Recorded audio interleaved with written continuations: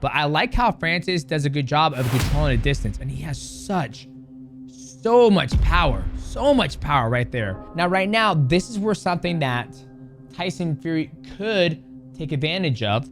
That chin is open right here for a nice check left hook from Curtis, but Curtis Blaydes doesn't do that because his hand is right here. What's going on, boys? Welcome back to the channel. We have a big fight coming up for Francis Ngannou, the man who left the UFC as the world champion. Instead of signing with the UFC, he went and took a deal with PFL, and also is about to fight one of the greatest boxers of all time, Tyson Fury. So we're gonna break down this fight right here with him. I watched it earlier, but I loved how he was moving on his feet. Obviously, when he fought Stipe Miocic, you guys already saw that because he knocked out Stipe. That was Stipe's last fight. But I wanted to break down this fight for Francis Ngannou. He's taking on Curtis Blaydes. So if you're new to the channel, make sure you like, subscribe. Also, hit the bell to know we go live, boys.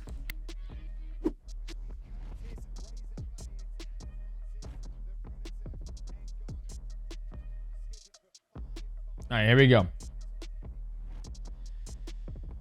So obviously Francis Ngannou, he has the power. I believe his background is boxing. I think that's his strongest suit before he even came into mixed martial arts, because he was knocking everybody out. He always has a very good high guard. Right hand's very high, very light on his feet, goes back and forth, try to control his distance. One of the beautiful things for him when he goes into boxing is he doesn't worry about throwing leg kicks, defending takedowns, or doing any grappling whatsoever. He's just got to worry about his distance, his timing, and the punching realm. So he's going to have to do a quarter of the fight, which is all on the feet. But I like how Francis does a good job of controlling the distance, and he has so much power right there. He hit him on the top of the head, and he's able to finish up. This is the thing he won't be able to do when he does boxing, is that if he drops Tyson Fury, he can't follow up, right? So he's got to get in the mindset that, okay, I dropped him, I can't follow up, I got to go back. Tyson gets a 10 count, gets to regather his thoughts, gets to tie him up. That's one thing Francis Ngannou has never had to deal with at this stage of his career. I can't speak to earlier his career if he's had any boxing matches, but that's one thing that he's going to have to take into accountability, because I do believe Francis Ngannou will drop Tyson Fury. What round? I have no idea, but I believe he is going to get close enough to be able to drop him. But remember, it's boxing. He gets a 10 count. So he just dropped Curtis Blaydes. He ran up on him, trying to finish the job. He would not be able to do this in boxing. He gets a 10 count.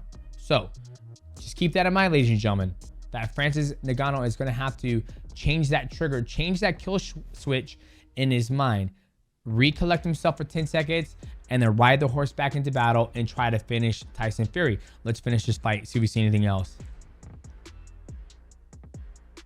There, and then he stops it, right? I mean, his distance control and then his ability just to go forward when he throws is very, very, very good. I mean, this is typically how, 80% of his fights were in the UFC. He was so powerful. He's so athletic. Now, he did enlist in the help of Mike Tyson. Now, if he can steal one thing from Mike Tyson, I would say is the peekaboo. Like, pop, pop, pop, pop. Peekaboo back and forth to cover the distance. And then uppercut, left hand, uppercut, body shot, back to uppercut, left hand. That's the one thing that I think will pay him dividends in that fight against Tyson Fury, because think about it.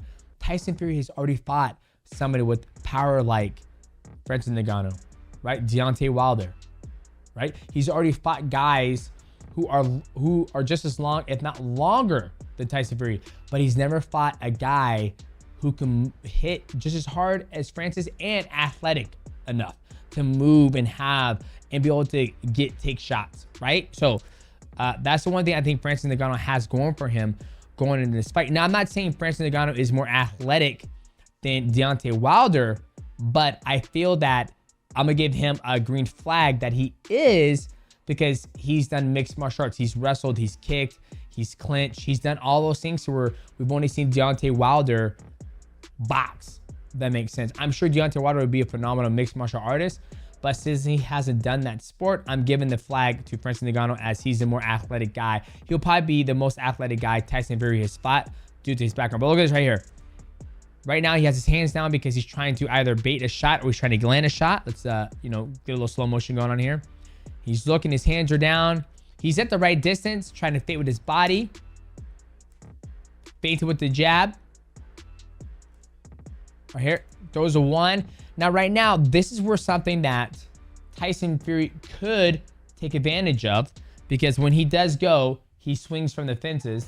Let me get my handy pen ready to go. Okay. Now, if we look at Francis Ngannou's opening, that chin is open right here for a nice check left hook from Curtis, but Curtis Blaydes doesn't do that because his hand is right here, right? So he's opening up and he's going to be throwing an overhand right to follow up with that. But that's a huge thing that Tyson Fury could take advantage of. Is one, Tyson Fury is longer, so the jab is there. So Francis got to make sure when he opens up, he's got to open up tight, get close the distance, and then open up, because obviously Tyson Fury is going to be backing up, which is this way, which is going to make Francis Ngannou overextend. So that's one thing that Francis has got to clean up, which I'm sure he is since he's working with Mike Tyson. Let's finish this. Those are overhand right. Hits Curtis Blaydes in the back of the head, which is legal in mixed martial arts, especially if you're just throwing it. It's not legal to hit him directly in the back of the head, but since he threw it, that's just the way the punch landed. Drops Curtis Blaydes. Now remember, if this is boxing, Tyson Fury gets a 10 count. We've seen Tyson Fury get dropped by Deontay Wilder, woke up like the Undertaker from the dead, and came back and finished the fight on top. So this is something that Francis Ngannou is going to have to take into consideration, because he will drop him if he gets his hands on him, but he won't have the opportunity to follow up and finish him. There's that same punch, overhand right, follows up on him, looking. This is the thing that Francis won't be able to have the opportunity to do is, make the fight, in the fight like this, right? He won't have this opportunity. The ref's going to separate him, send him to his corner. Tyson Fury is going to have the ability to get his wits about him, readjust the positioning. What I mean by positioning, adjust like, okay, now I'm hurt. Give me time to recover. Let me use my jab. Use my footwork to get the distance and space. When I'm fully recovered, get back into the fight and try to get Francis Ngannou to overextend. Right there. And there's Francis Ngannou. Look how athletic that man. What a specimen. Typically, you don't see a lot of boxers built like that. You have Anthony Joshua, you have the Klitschko brothers, and then you have Francis Ngannou. You have Deontay Wilder. Deontay Wilder is more lean built, but I think Francis Ngannou is, a big specimen for Tyson Fury to handle. But yeah, super athletic. I'm super excited for Francis Ngannou because this is something he's always wanted to do. I think when he took the leap of faith and he bet on himself, that's what every athlete wants to have the opportunity to do, is to bet on himself, be able to get out of their contract, be the highest value name on the market, be able to fish around for one championship, PFL, Bellator, UFC, choose whatever contract he wants, pick the one that fits him best of what he wants to do, which was the PFL, and now he's about to box Tyson Fury, and I believe he's about to make $10 million just on that fight. The gentleman just took a huge W, as we would say in the gaming world. So make sure you like, subscribe, also hit the bell to know when we go live. If you like this breakdown, boys, we'll see you at the next one.